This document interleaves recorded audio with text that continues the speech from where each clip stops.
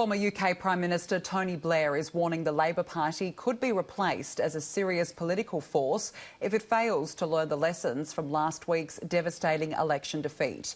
Meantime, the leadership race to replace outgoing opposition leader Jeremy Corbyn is starting to gather pace. All the people of Sedgefield, of Bishop Auckland. Boris Johnson wasted no time in going to Tony Blair's old constituency of Sedgefield immediately after the election to celebrate Conservative gains in the former Labour heartlands of North East England. And Redcar. Now Jeremy Corbyn has been attacked by his MPs during a brutal inquest into Labour's crushing defeat at a meeting of the Parliamentary Labour Party. And Mr Blair, who won 3 general elections, is making a speech today warning that unless Labour renews itself as a progressive party competing for power, it will eventually be replaced. This inquest into Labour's election defeat at the meeting of the Parliamentary Labour Party lasted 2¼ hours. MPs present said it was emotional, it was raw. Mr Corbyn was told to his face by MPs that he was the problem. The public didn't trust Jeremy Corbyn and our leadership team.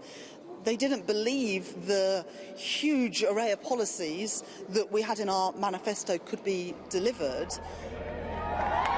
Before the meeting, Mr Corbyn was also confronted by a defeated Labour MP when she returned to Westminster to clear her office. The election was run by Jeremy's team on Jeremy's manifesto, with Jeremy's Brexit position and by Jeremy's people, and it was his leadership that was on the ballot paper, and he failed in every single regard. One newly elected Labour MP defended Mr Corbyn, however, and said Brexit was to blame for the party's defeat. The country was saying that it wanted to see Brexit dealt with, and that became the overriding issue for me in any event on the doorstep, that people wanted to see a decisive outcome in relation to Brexit.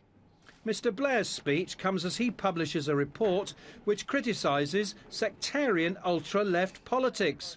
It blames Mr Corbyn for driving away traditional supporters and said Labour needs not just a different driver, but a different bus.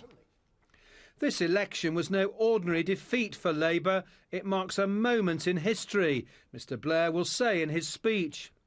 The choice for Labour is to renew itself as the serious, progressive, non-conservative competitor for power in British politics, or retreat from such an ambition, in which case over time it will be replaced.